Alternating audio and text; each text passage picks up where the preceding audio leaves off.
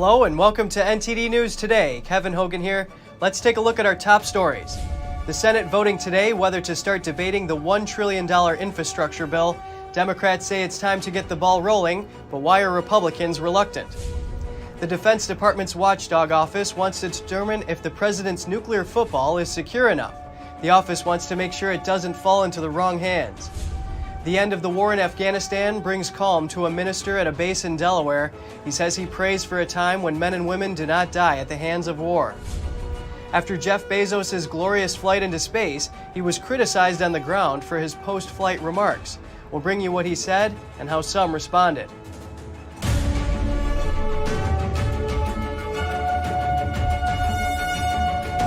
Senators voting today whether to start debating the $1 trillion infrastructure package. It needs 10 Republican votes to proceed, but they're reluctant to open debate on a bill that's still a work in progress. NTD's Jessica Beatty reports.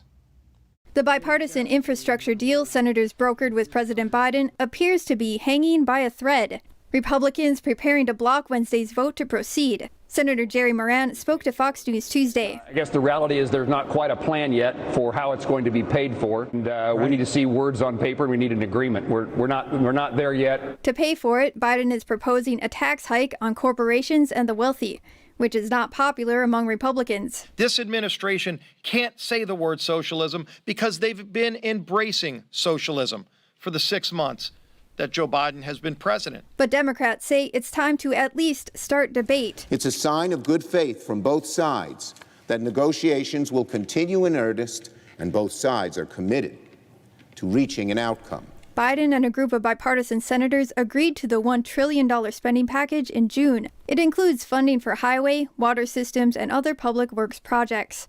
The White House supports Senator Schumer's effort to move forward. I would remind you all that this agreement was reached almost a month ago, and we believe that not only is this achievable, we owe it to the families in red states and blue states who have waited so long for the improvements to their lives. But the $1 trillion deal is just the first phase. A follow-up bill would include some $3.5 trillion over a decade for climate change and social programs. Biden said Tuesday he thinks it can spur an economic boom for some time to come. I think we're on a cusp of not only getting us out of the hole, but setting us on a path that's going to generate significant continued economic growth. Republican Senator Jerry Moran says he predicts that all 50 Republicans will vote no, not because they're uninterested, but because it's being done in the wrong way. The White House says Biden will continue to work with lawmakers until both packages are on his desk and he can sign them into law. Jessica Beatty, NTD News. A bipartisan trio of senators is unveiling new legislation to lessen war power from the executive branch.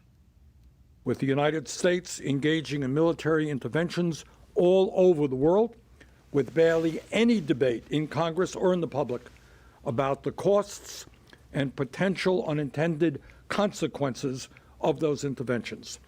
The time is long overdue for Congress to reassert its constitutional role in matters of war and peace. The bill was introduced by Democratic Senator Chris Murphy, Independent Senator Bernie Sanders, and Republican Senator Mike Lee. It would change the War Powers Act by requiring authorization from Congress for hostilities within 3 weeks. The legislation also calls for a congressional vote to approve foreign arms sales that are more than $14 million. The legislation faces an uphill battle toward becoming law, but it signals another effort from lawmakers who are trying to give Congress a bigger role in determining how the U.S. military is used worldwide. As the war in Afghanistan draws to a close, veterans are reflecting on their experiences. Some are asking if their sacrifice was worth it. NTD's Don Ma has the story. Jason Lilly was a Special Operations Forces Marine Raider. He fought in multiple battles in Iraq and Afghanistan. As American forces get ready to leave Afghanistan for good, Lilly takes stock of his personal experience and the bigger picture of the war. He says his reason for joining the military was simple. We want to do good. We want to help out. We want to save lives. We want to get rid of the enemy, black and white, good and evil. But he says after months of service and countless battles, he found it wasn't so simple. What good are we actually doing? Lilly says he had a very personal dialogue with the prisoner he was guarding at gunpoint. And the guy was an open book, so I was basically just like you and I are talking, like, so what's the deal, man? Like, what do you think about all this? And it was like human to human. Lilly says he wanted to represent America positively, and he treated the man humanely. I was like, what do you think of this war? He's like, you guys aren't going to win. The dude was very blunt. You're not going to win. We've been here forever. You guys have time constraints. You have money constraints. We will be here long after you leave. You will be out of here at some point, and our lives will continue, and you'll be gone. Lilly says he turned out to be right. 100% we lost the war. Lilly says he learned that the war wasn't winnable because there was no clear objectives, and we shouldn't rush into war. Lilly is still trying to do good. He's vice president of the Real Warrior Foundation, a group that helps veterans adapt to civilian life through fishing trips. The U.S. military mission in Afghanistan is set to end on August 31st. Don Ma, NTD News. We hear from a chaplain at Dover Air Force Base whose life and career changed on 9/11. The end of the war in Afghanistan brought peace to him and the military mortuary at the base. David Sparks has ministered to families who lost loved ones in the war in Afghanistan for 20 years. Sparks was called in as a reserve chaplain after the 9/11 terrorist attacks. He spent the second half of his career with families of the fallen and offering uniquely written prayers in ceremonies honoring the return of the remains of service members. Almighty and eternal God, when he left, he was in our prayers and our hearts, even though we did not know his name. Now we mourn his loss and honor the gift of his life for the sake of peace. The chaplain says the war's end has been an answer to his prayers, and it's brought peace to the military mortuary. The remains will come off the flight line from here, brought over by the mortuary after the dignified transfer. During the war's peak, Sparks worked alongside those who screened bodies and prepared them for burial. He recalled when a 7-year-old girl had brought a stuffed animal out to the flight line where her late father was. And as her father's transfer case was moving from the plane to our transfer vehicle, she was holding it up so that the bear could see her daddy. As foreign troops led by the U.S. depart, insecurity in Afghanistan has been growing. On Tuesday, 3 rockets landed near the Afghan presidential palace. The Taliban have denied responsibility, and yet they did not call for a ceasefire over the Eid religious holiday this week, unlike some years past. This while the Taliban have launched major offensives, taking border crossings and whole districts. All while on U.S. soil, Sparks prays for a time when nations do not rise against each other and when war doesn't claim the lives of young men and women. A State Department spokesman says the U.S. is looking into ways to help the Cuban people, but they will also make sure that money sent to Cuba does not end up in the regime's hands. We're going to, as we explore this issue, make sure that we are doing everything we can to see to it that those proceeds go to the Cuban people and that they do not go into the regime's coffers. Again, this is a regime that has denied its people of resources and of rights. And I think we have seen that come to the fore in Cuba in recent days. President Biden has ordered the State Department to create a working group to ensure that money that Cuban Americans send home makes it directly into the hands of their families without interference from the Cuban communist regime. Price also answered questions about the U.S. relocating thousands of Afghans now that U.S. and NATO forces have lessened in Afghanistan and the Taliban has gained ground. The Defense Department's Inspector General announces it will review how to better secure the president's nuclear football in the event it is lost, stolen, or compromised. The Defense Department's Inspector General says it will try to determine if the Pentagon's procedures are enough to respond to such an event. The satchel stays close to the president at all times. A backup nuclear football stays near the vice president. The satchel contains decision-making papers and equipment needed to launch a nuclear strike. Just days after President Biden was sworn into office, dozens of House Democrats signed a letter asking Biden to give up his sole authority to launch a nuclear strike. They argued that it's too much authority for one person. Amazon founder Jeff Bezos became the second billionaire this month to take a tour in outer space. Back on Earth, Bezos was criticized for his post-flight remarks.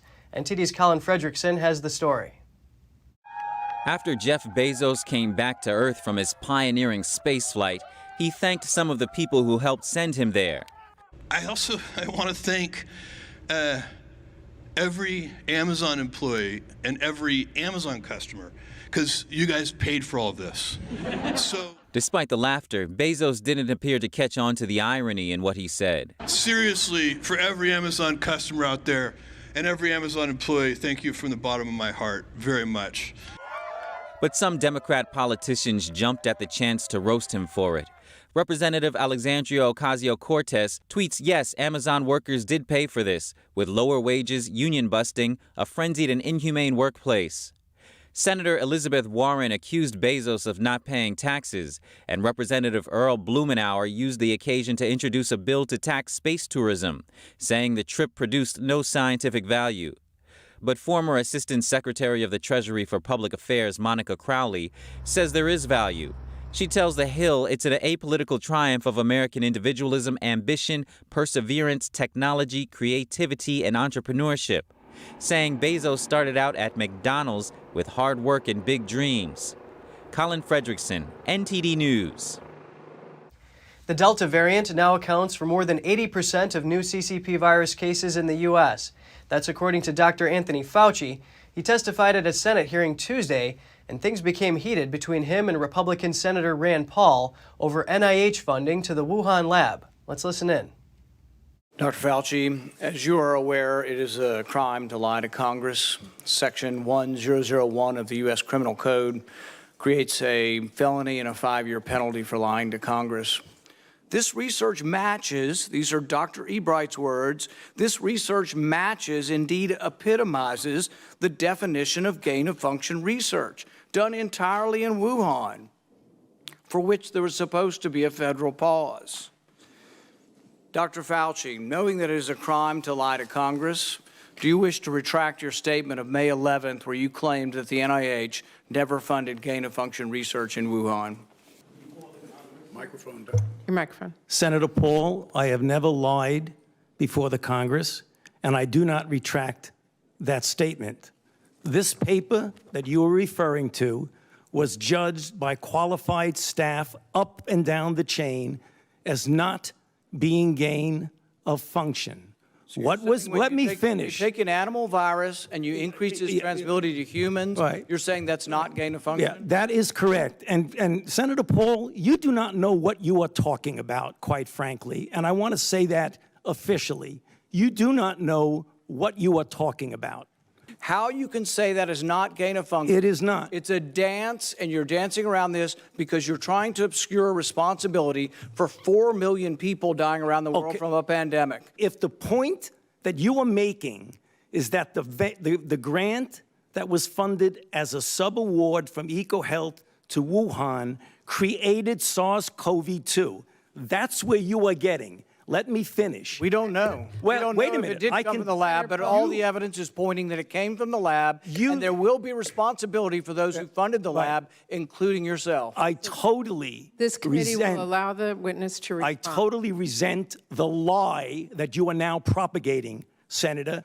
Those viruses are molecularly impossible to result in SARS-CoV-2. Pandemic. We're saying they are gain-of-function viruses because they were animal viruses that became more transmissible in human, and you funded it. And you admit the truth. And you implying... Senator Paul, your time has expired, and I will allow witnesses who come before this committee to respond. You are implying that what we did was responsible for the deaths of individuals. I totally resent that. And if anybody is lying here, Senator, it is you. Still to come, big players in the U.S. drug market reach a $26 billion settlement over their role in the country's opioid crisis. The people impacted by the crisis have mixed reactions.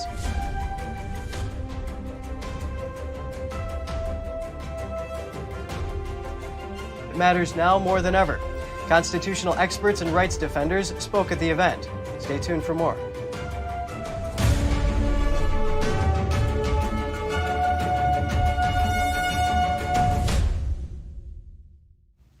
The Michigan House of Representatives will decide today whether or not to repeal an act granting emergency powers to the governor. Michigan's Democratic Governor Gretchen Whitmer used those powers to impose strict lockdowns on the state during the pandemic, and she received national attention when she got caught violating the terms of her own decrees. The Michigan Supreme Court already ruled the act was unconstitutional. The Senate voted to repeal it along party lines.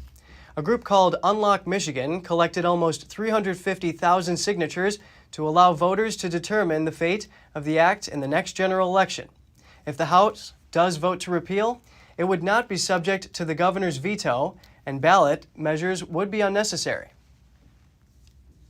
Drug companies are on the verge of a settlement with multiple states who accuse them of contributing to the opioid epidemic in the U.S. Some of the people devastated by the crisis say it isn't enough. NTD's Don Ma has the story.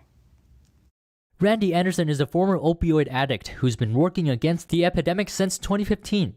My first initial reaction, I'm going to be really honest and blunt, is I was disappointed. He says he thought the lawsuit would result in higher settlement. We were expecting the numbers to be in the hundreds of billions. Anderson says he spent 5 years in jail for selling opioids. The amount of drugs I was using, I was no longer able to work, so I turned to the life of selling drugs to support my life. And I went to prison for a long time because of that. He says no one from the drug companies is going to jail, so it won't stop them from doing the same thing again. Michelle Jaskuski says she has 2 sons that were addicted to opioids. She says money can never make up for what families have gone through.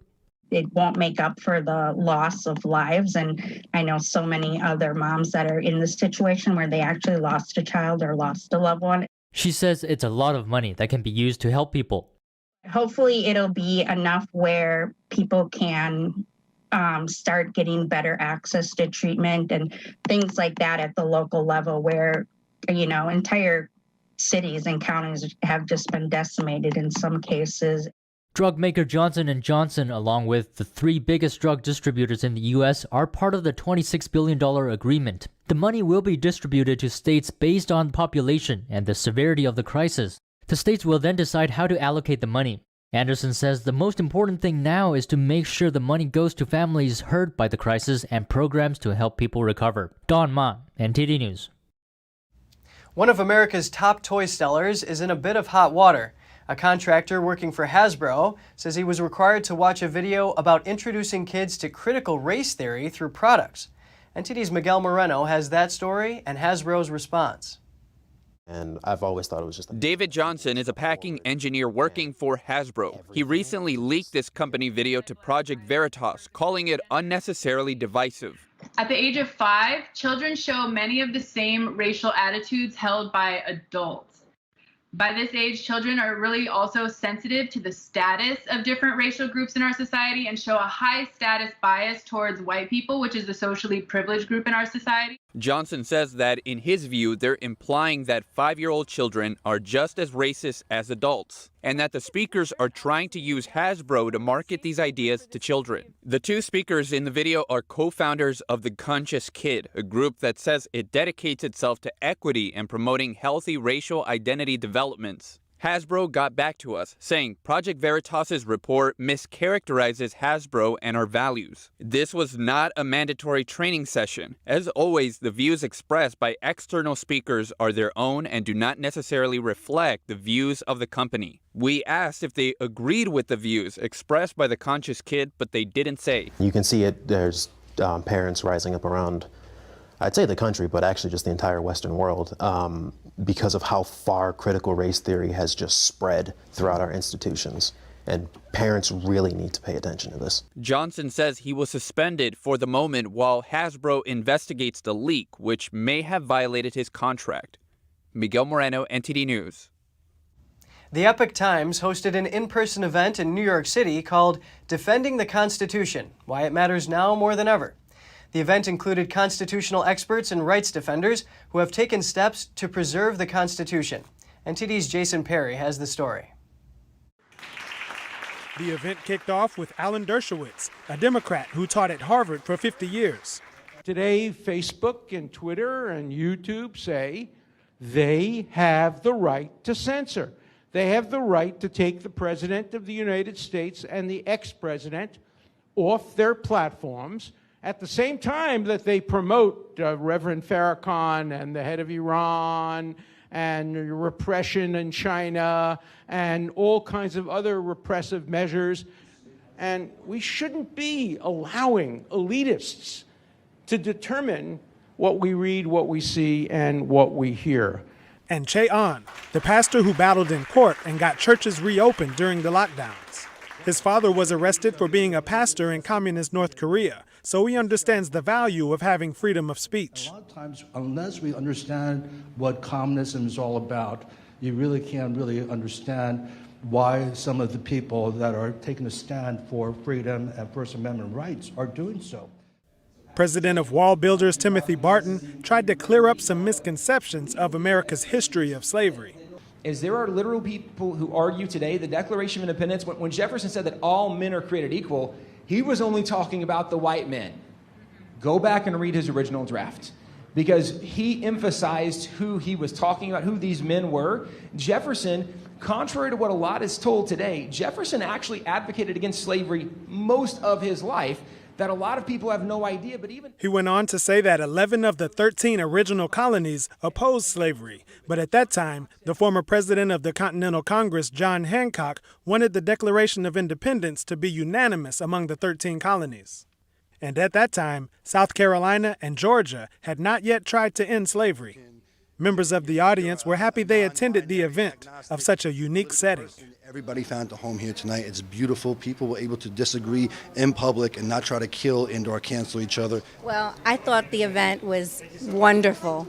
And to be in New York and to be around so many people that are conservative or that are, believe in the Constitution, that love America, that brings tears to my eyes and just joy to my heart. Kevin Roberts, who is the CEO of Texas Public Policy Foundation, encouraged everyone to go to the next school board meeting, no matter where your child goes to school. And if you are frustrated with that experience, then run for school board. He says that's what they've been doing in Texas. Jason Perry, NTD News. Next, major Northeast cities have been covered in a dense, smoky haze, but the fires producing them are far from local. Soon, we'll see where it's coming from. Two brothers in Vermont are giving up hundreds of cows in their family's dairy farm. They now raise goats instead to stay afloat in a changed industry. Find out more here on NTD News.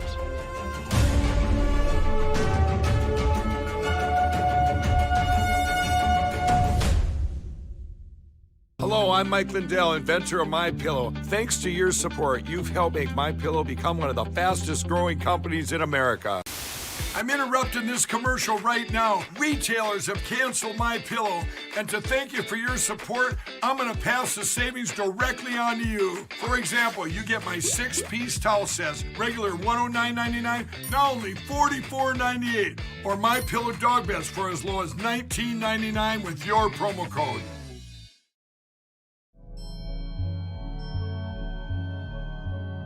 Peace comes from within. I am the light of the world. He who follows me shall not walk in darkness, but have the light of life. The human body is the temple of God, and religion is the experience of God within yourself. Are you ready to discover the truth within yourself? Book an appointment now at divinelight.com. Secure, the true solution for your digital privacy and security. Secure is a private and secure messaging and email solution hosted in Switzerland, using military-grade encryption and Swiss privacy laws, giving you true privacy. Secure is 100% private and does not collect or sell any of your personal data. Secure's Helix technology connects you securely to our Swiss servers without the need of a VPN, guaranteeing privacy and security for all your communications. Secure Messenger doesn't require your phone number or any personal data that hackers target. Chat by Invites allows you to chat privately and securely with anyone outside of your secure network without the need for others to download Secure. Secure Send offers you a private and secure way to email anyone outside of Secure. You won't find this level of privacy or security on any other email or instant messaging application. Visit secure.com. Regain and protect your privacy today.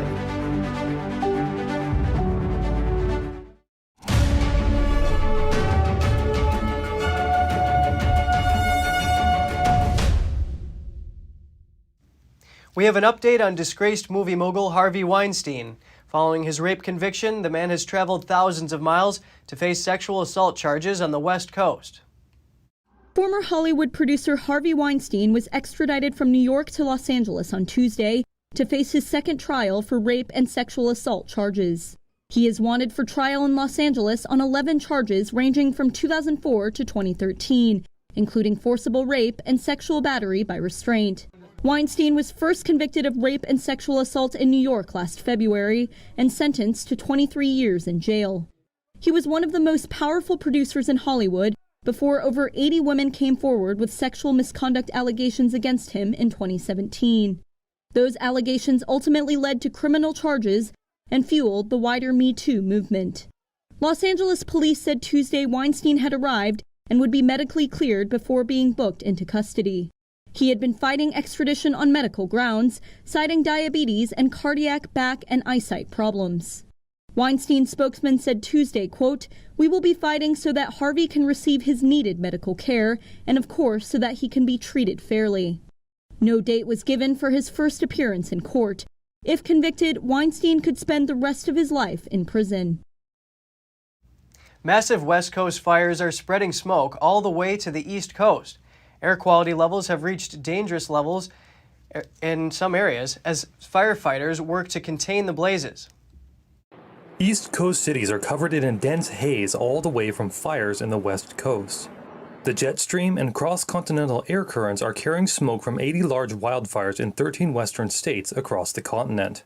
New York's air quality index reached 118 on Tuesday.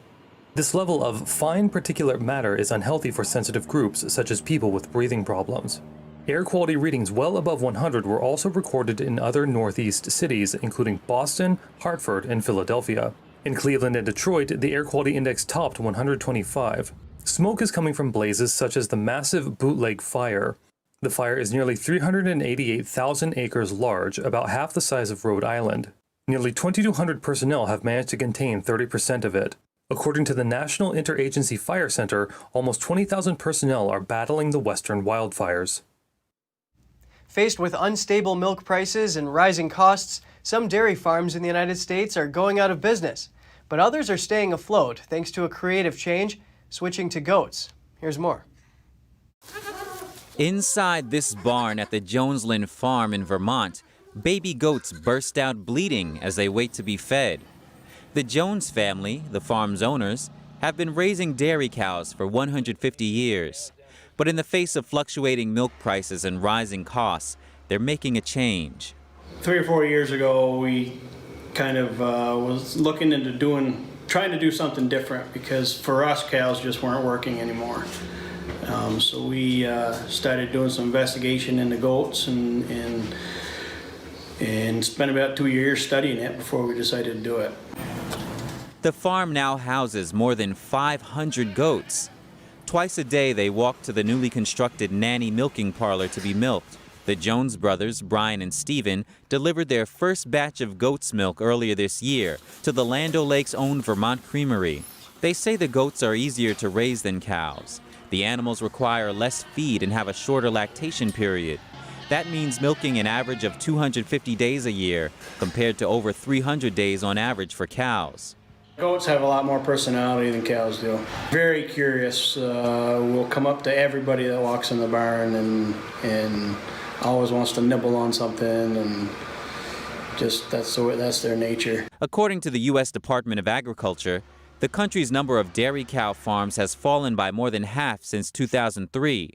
At the same time, dairy goat operations have more than doubled between 1997 and 2017. Experts cite one major reason for the growth. That is, America has developed a taste for goat cheese, the soft, semi-ripened chevres. Within the commercial side, more and more people have definitely approved or become accustomed to using the goat cheese, the goat milk, the kefir, even butter and ice creams and yogurts are definitely made. And it's not a stigmatism for just health food anymore. On top of that, some people also keep goats for their own milk and as pets. California, Wisconsin, and Iowa are the top U.S. goat dairy states. But the popular and curious animals are popping up more in other states, too. Coming up, the UK is sending 2 warships to Asian waters on a permanent basis. The UK Defense Minister made the announcement during a trip to Japan. And a record-breaking rainstorm hit central China. The damage appears to be extensive, with apparent deaths and injuries revealed on social media. All that and more in just a moment.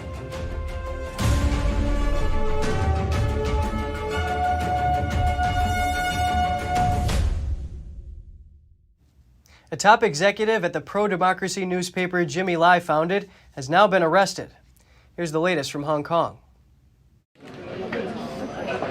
Police in Hong Kong arrested another top staffer at the now-closed pro-democracy tabloid Apple Daily on Wednesday. Local media say its former executive editor-in-chief Lam Meng-chung was taken in by the city's national security police. Lam makes 8 arrests tied to the newspaper, including founder Jimmy Lai.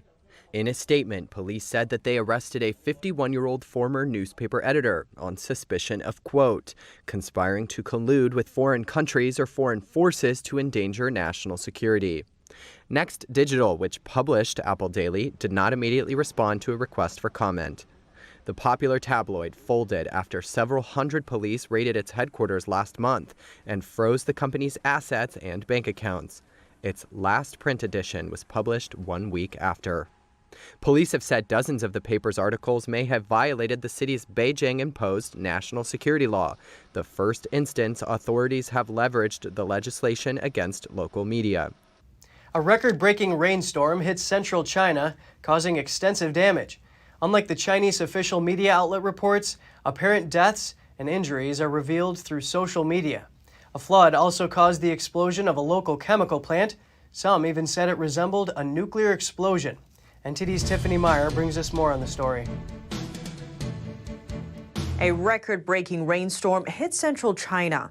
So far, the damage appears extensive, with collapsed streets, cars being washed away, flooded subway stations, and apparent deaths and injuries revealed through social media.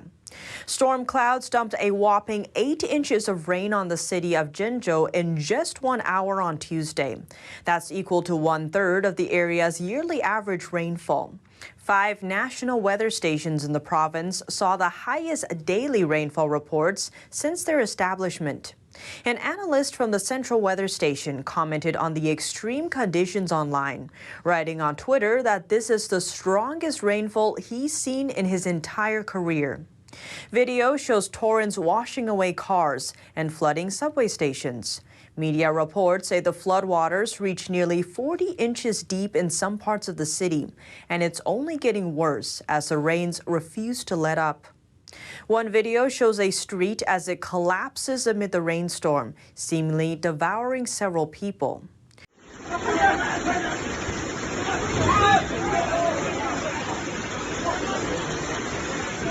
Some social media comments have started to question official reports. One Twitter user writes, official media say only 1 person died from the flood, but what about them? More apparent casualties are still being revealed through social media. The situation has become especially dangerous in some subway stations, while a few lucky ones are rescued.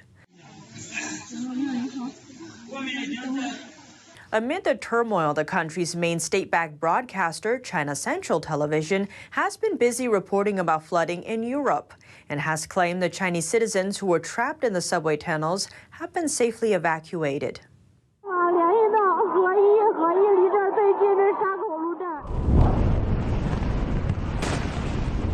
Flooding in central China's Henan province led to an explosion in a metal factory. The flames went up early Tuesday morning. Just a warning, some viewers may find the following footage disturbing due to its graphic nature. Authorities said the floodwater in a nearby river overflowed the riverbank and caused the factory's wall to collapse.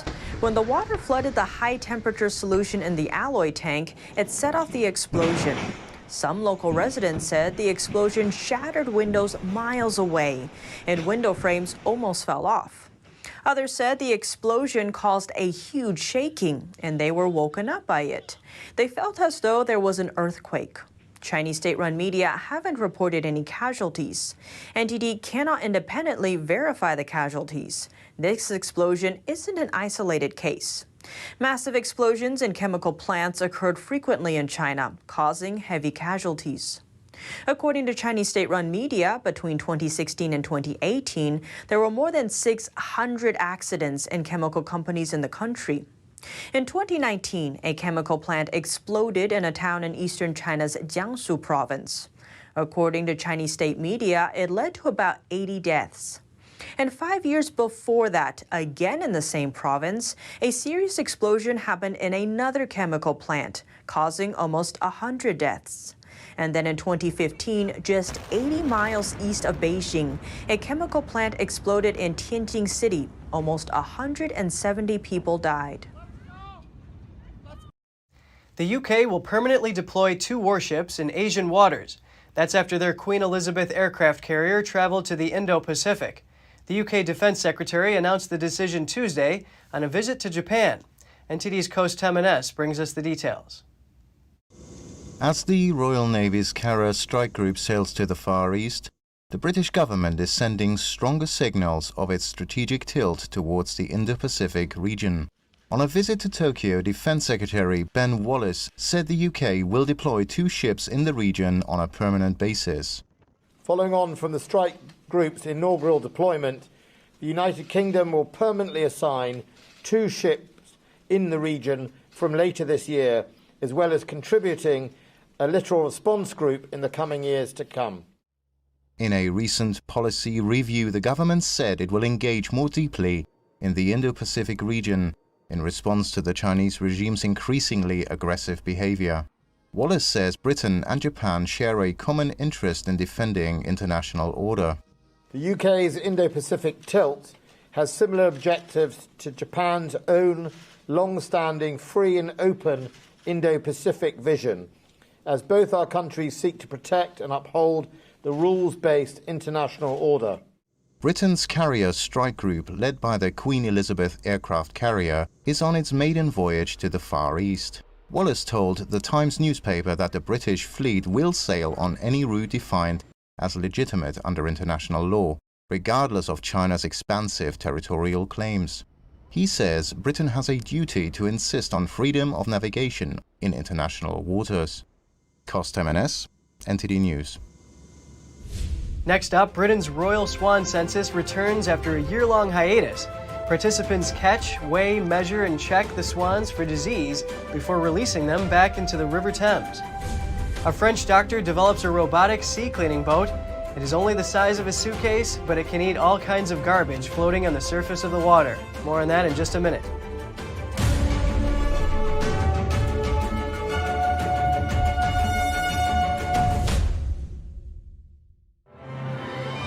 The wait is finally over. Shen Yun returns to the stage with an all-new production filled with beauty, majesty, and a powerful message of hope. Discover the lost culture of ancient China. Discover this season, Shen Yun 2021. Coming to the Palace Theater, July 24th and 25th. Tickets at shenyun.com/Stanford 888-90-SHOWS. If you're like most of us, you're probably getting fed up with the nonsense that's going on in the banking system. Did you know that top U.S. banks have recently amended their depositor terms and conditions to include the words bank failure and what's required of you in 24 hours if, or should I say when, it happens? Don't get blindsided by your bank. Call GSI Exchange today to pick up your complimentary copy of the Bank Failure Survival Guide at 866-424-2382. We'll also send you the required format to file with your bank within 24 hours of their failure, which is now required by the top banks to avoid freezing of your funds. Yes, the top banks can now freeze your money. The world is in a strange place, and banks are constantly changing the rules. So stay on top of the current events that really matter by calling GSI Exchange and requesting your free guide at 866-424-2382.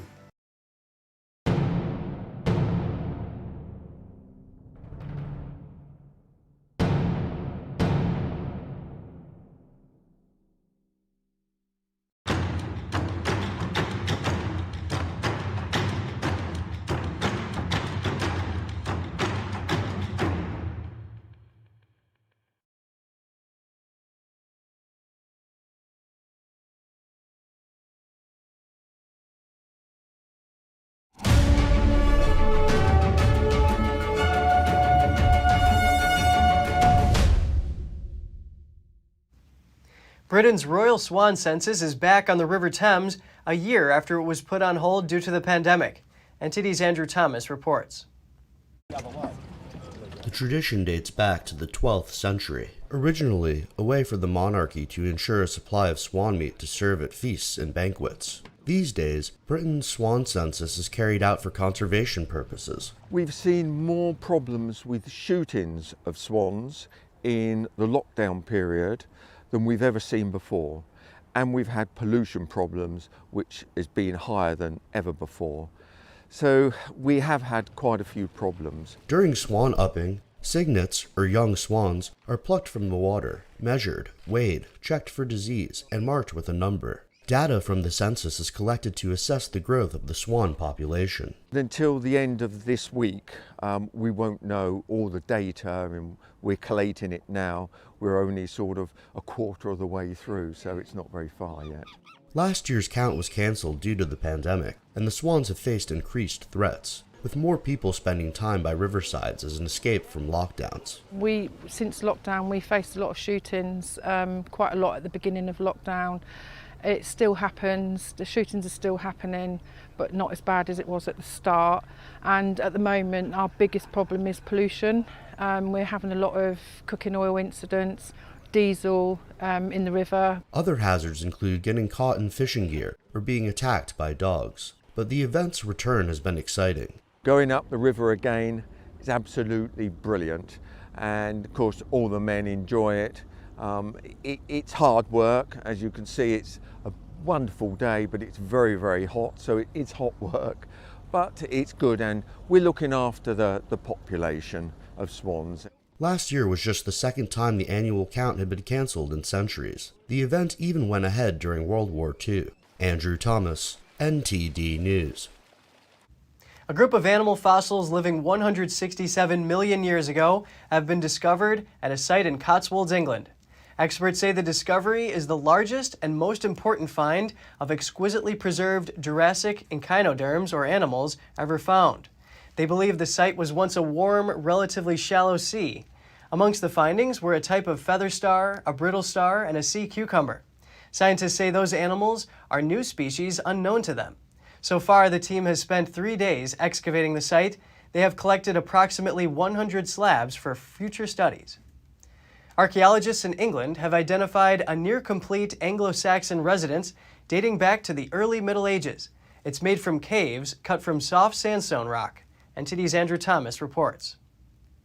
Archaeologists from the Royal Agricultural University have teamed up with colleagues from Wessex Archaeology.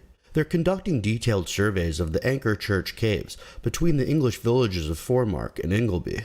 Researchers say the rooms closely resemble Saxon architecture. You've got the doors, the windows, the ceilings, the floors.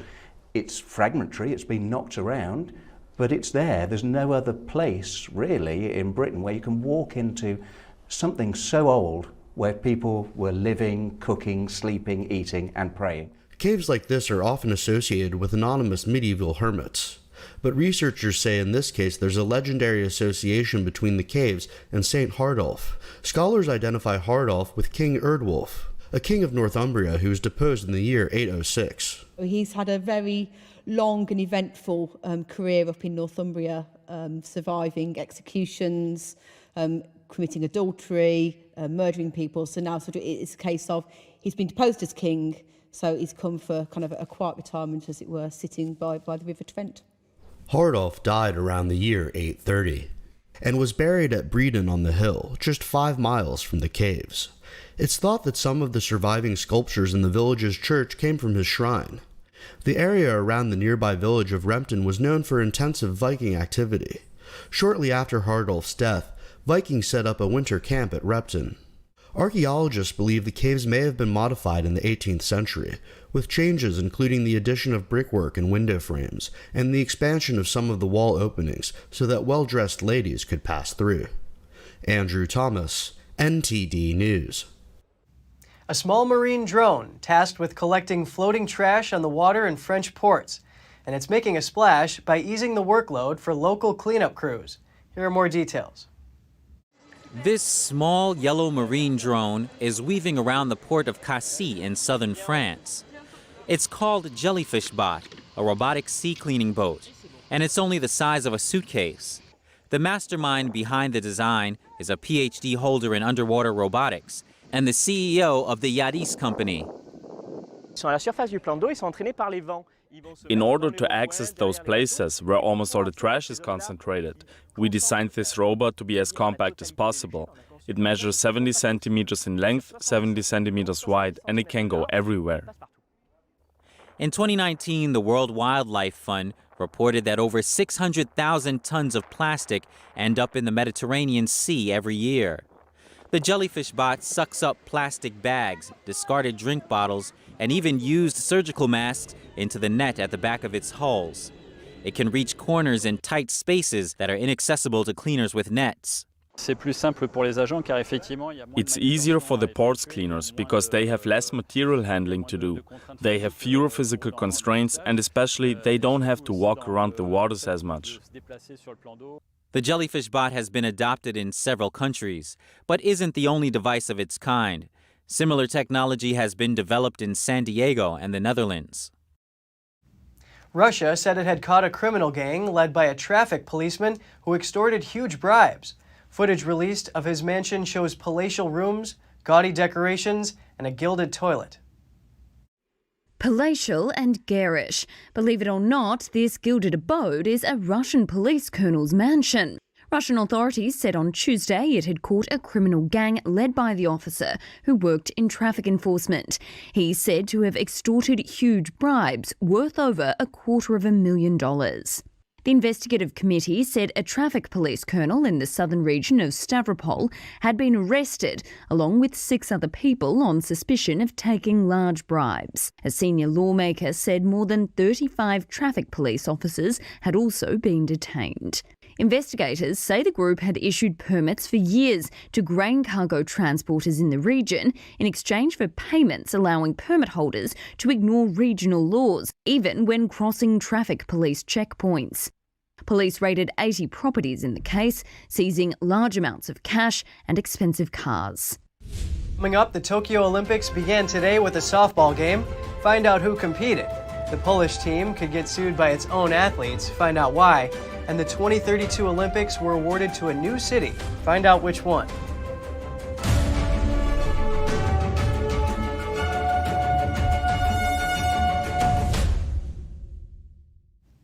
The Tokyo Olympics finally began today with softball matches in an empty stadium. Host country Japan's women's softball team won the opening game, thrashing Australia in a boost for an event that's seen opposition in the country, with spectators barred from venues to minimize health risks. Tokyo is under a state of emergency and facing opposition inside the country as it welcomes more than 11,000 athletes, staff, and media. The games, which have already been postponed a year, will also be attended by less than 20 country leaders, down from as many as 120 originally scheduled. The first 6 women's soccer matches were also set to round out on today's first round of events, and the opening ceremony is being prepared for Friday. The president of Poland's Swimming Federation has apologized after 6 athletes were sent home from the Tokyo Games due to an administrative error.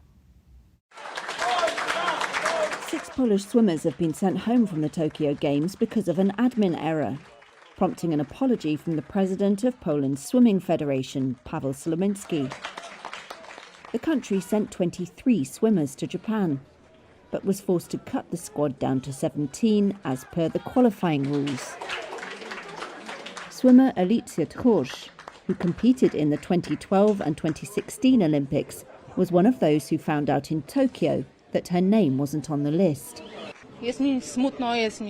I am sad, I am hurt, I'm angry, I feel helpless. I cannot even describe what I feel. It is not like we only work for 2 or 3 weeks to get ready for the Olympics. We work hard for several months or years, making sacrifices, putting training first before family life. Tchórz said the athletes were about to talk to lawyers and that legal action was likely. Slominski said he fully understood the anger of the returning swimmers and put the mistake down to a desire to allow as many athletes to take part as possible. Asked on Polish television whether the Swimming Federation was afraid of being sued, Slominski said it would face that reality if it happened. Australian delegates from Queensland erupted in celebration at the announcement that Brisbane will host the 2032 Summer Olympics. The city has been a favorite for months. The games of the 35th Olympiad are awarded to Brisbane, Australia. Never in my lifetime did I think this was going to happen. We've done it Queensland, we've done it Brisbane. This is fantastic, it's amazing. Tonight is your night. Enjoy. Fantastic. Brisbane is a place that has been through a lot. It's been through natural disasters and floods, but it's always had that determined spirit and ambition. We have a whole range of fantastic events starting next year, leading up to now the 2032 Games in Brisbane, and so many opportunities for our young athletes to see the world's best on the world stage on Australian soil. Brisbane becomes the third Australian city to get the Games after Melbourne in 1956 and Sydney in 2000. In the selection process, Brisbane had already moved ahead of other cities competing to host the Games back in February. The city's bid earned repeated praise from the Olympic Committee for things like its high percentage of existing venues, support from all levels of government and the private sector, and experience in organizing major events. But Brisbane has to wait for 3 Summer Olympics to pass. After the Tokyo Olympics this year, Paris will host the 2024 Games, followed by Los Angeles in 2028.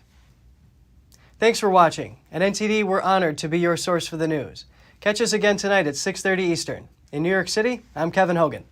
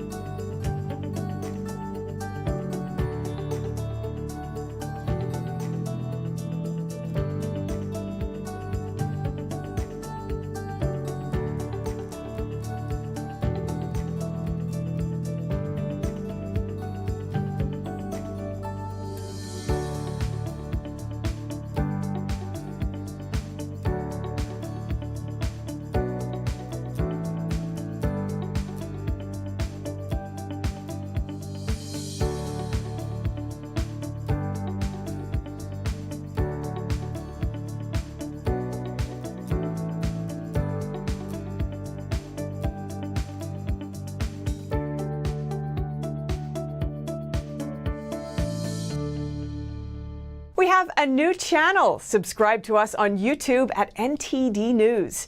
Get the highlights of our news broadcast and the most important headlines that we curate especially for you. Don't let YouTube decide what information you get. That's your choice. YouTube is deleting our videos and cuts you off from a source of honest reporting. Make sure you don't lose access to NTD's news content, and take a quick moment to subscribe to our newsletter so no matter what happens here, you'll keep your access to a trustworthy news source.